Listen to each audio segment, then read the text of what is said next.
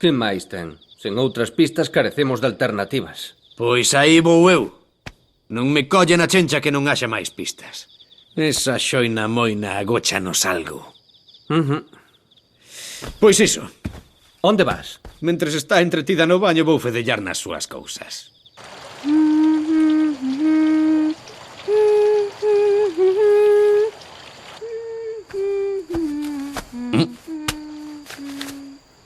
A ver isto.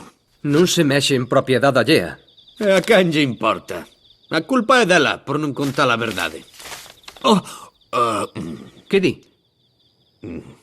Non sei ler. Déixame a min. Mira ti. Semella un diario. Un diario. Premio. Aí a collóns ten que explicar quen é o dos xirasoles. Xa. Veña, le de alto. 10 de xullo.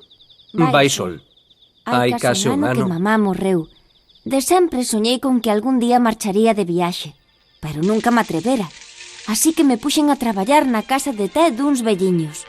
Pero hoxe decidín que era sen tempo. Como non quero esquecer esta aventura, optei por escribir un diario de agora en diante e ata que encontre o samurái que recende como os xirasoles. E como vedes, cumprín a miña palabra e empecéi o diario. Podemos celebrar que xa enchín a primeira páxina.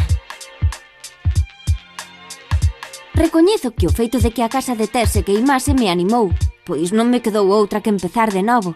Paréntese, sorriso. Por extraño que pareza, a culpa do incendio tiveron a un par de chalados. O primeiro en entrar na casa de té foi un guedelludo bruto como un arado. Ese son eu. Cando o vin, deume que desconfiar. Parecía un auténtico delincuente. Un deses dos que non quixera ser amiga nin morta. O que? Pero en canto falei con el, decateime de que atinara.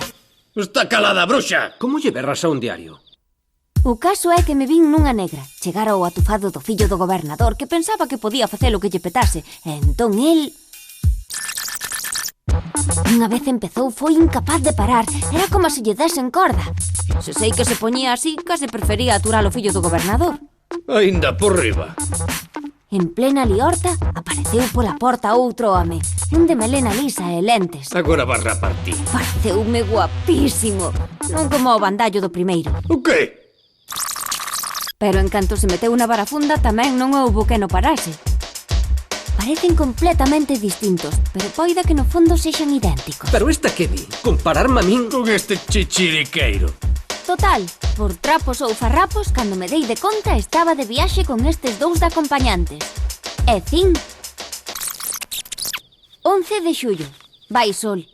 Vinlle o cúa a coruxa por causa da pelexa donte. Chegou un fulano, acusando a Mugen de que lle cortara o brazo. Es ti. Paréceme que vai ser mellor que durmas outro pouco. E eu, sen comelo nin bebelo, acabei de recén.